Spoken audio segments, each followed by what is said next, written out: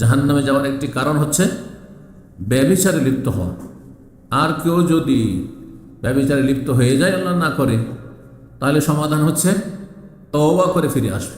তওবার যে শর্তগুলি রয়েছে পুরা করে, জীবনেও যেন ওই চরিত্র না থাকে আর ওর ধারে কাছে না যায়। তওবা মানে এই নয় যে মুখে শুধু তওবা পাঠ করলেন, এতে চাল চলনে কোনো পরিবর্তন নেই, আবার কোথাও সুযোগ পেলে আবার অন্য মেয়েদের সাথেও লাইন ঘাট করছে, তাহলে তওবা হয়নি, মিথ্যুক আপনি।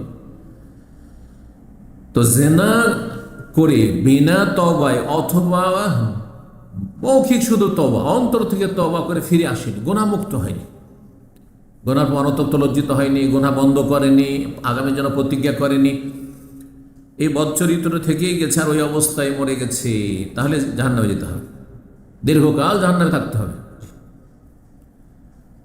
আল্লাহ বলছেন ওয়ালা তাকরাবুজ জিনা, তোমরা জেনার কাছেও যেও না। জেনা করো না, আল্লাহ বলেন জেনার কাছেও যাবে না। তো জেনার কাছে তাহলে জেনা বড় ব্যভিচারের চারিদিকে একটা কি আছে, বর্ডার আছে, সীমানা আছে, ওই সীমানার কাছেও যাওয়া যাবে না।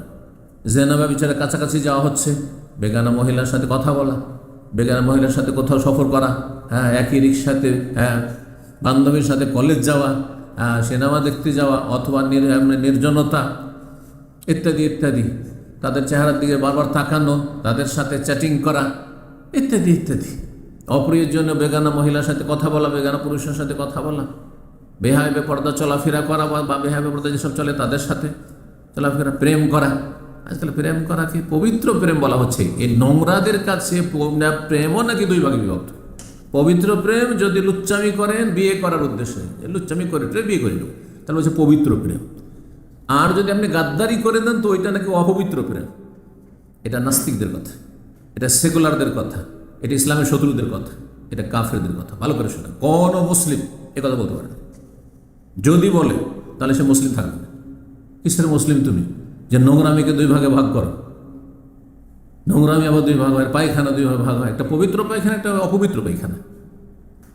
বেগানা মেয়ের সাথে রিলেশন, আপনার যোগাযোগ কিসের জন্য? ওই নোংরামের জন্য। এটি হচ্ছে পায়খানার মতো। পায়খানা যেমন দুভাগ হয় না, ঠিক তেমনই নোংরামি, জেনা, ব্যভিচার আর তার ভূমিকা হ্যান্ডশেক করা বেগামলের সাথে ইত্যাদি ইত্যাদি যতগুলি রয়েছে, এগুলো হচ্ছে জেনার কাছে যাও। জেনার কাছেও যাবে না যেগুলো জেনার দিকে নিয়ে যায় ধীরে ধীরে। ইন্নাহু কানা ফাহিশা, কারণ জেনা ব্যভিচার হচ্ছে বড়ই নোংরামি, নোংরামি কাজ, নোংরা লোকের কাজ, নিকৃষ্ট লোকের কাজ, অশ্লীলতা, ওয়াসা সাবিলা, এবং বড় মন্দ রাস্তা। দুনিয়াতে মন্দ রাস্তা যে জেনাকারীকে সুস্থ মস্তিষ্কের সমাজ কখনো সম্মানের নজরে দেখে, নিকৃষ্ট মনে করে।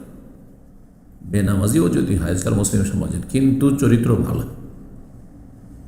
আর যদি গ্রামে কোনো লুচ্চা থাকে জেনাকারী, তো ওকে কোনোদিন সম্মানের দৃষ্টিতে দেখে না, নিকৃষ্ট মানে লোক মনে করে, তাই না? সামাজিক অপরাধ এটি। এমনকি অমুসলিম হিন্দুদের মধ্যেও, জি, অমুসলিমদের মধ্যেও, যাদের মধ্যে জেনাকে জেনা বলা আছে, তারা জেনাকারীকে ভালো নজরে দেখে না, নিকৃষ্ট মনে করে, নোংরা চরিত্রের মনে করে। দুনিয়ায় খারাপ রাস্তা আর আখিরাতে খারাপ রাস্তা, খারাপ জায়গা হচ্ছে জাহান্নাম। তাহলে সাবিলা, এই রাস্তা হচ্ছে জাহান্নামের রাস্তা। এই রাস্তা হচ্ছে কিসের রাস্তা? ব্যভিচারের রাস্তা হচ্ছে জাহান্নামের রাস্তা। সূরা বনী ইসরাঈল 8:32। সহিহ বুখারীতে 1297 নম্বর হাদিস, নবী সাল্লাল্লাহু আলাইহি ওয়াসাল্লামের স্বপ্নের হাদিস। বিভিন্ন দৃশ্যগুলো দেখেছেন, জাহান্নামীদের দৃশ্য।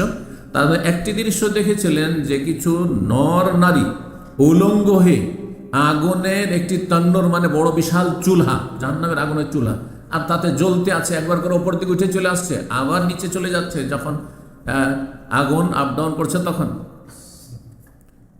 এ দেখার পরে শেষ যখন ফেরেশতা বলতে লাগলেন এসবের বিবরণ, ওয়াল্লাযী রাআইতাহু ফি সাকবি, যেসব মানুষকে, নর নারীকে তুমি ওই যে গর্তে দেখলে, যেই গর্ত ছিল আগুনের গর্ত বা আগুনের তন্নুর, ফাহমুজ জুনাত, এরা হচ্ছে জেনাকারী, ব্যভিচারকারী।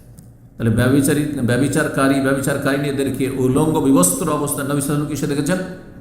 জাহান্নামে দেখেছেন, যখন জাহান্নামের দৃশ্য দেখানো হয়েছে নবী সাল্লাল্লাহু আলাইহি ওয়াসাল্লামকে স্বপ্নযোগে। মেরাজেও বিভিন্ন দৃশ্য দেখানো হয়েছে নবী সাল্লাল্লাহু আলাইহি ওয়াসাল্লামকে। তো যেগুলো এই ধরনের দৃশ্য, গায়েবের দৃশ্য দেখানো হয়েছে, কিছু মেরাজও দেখানো হয়েছে, কিছু স্বপ্ন দেখানো হয়েছে, এই হাদিসটিতে স্বপ্নের কথা রয়েছে।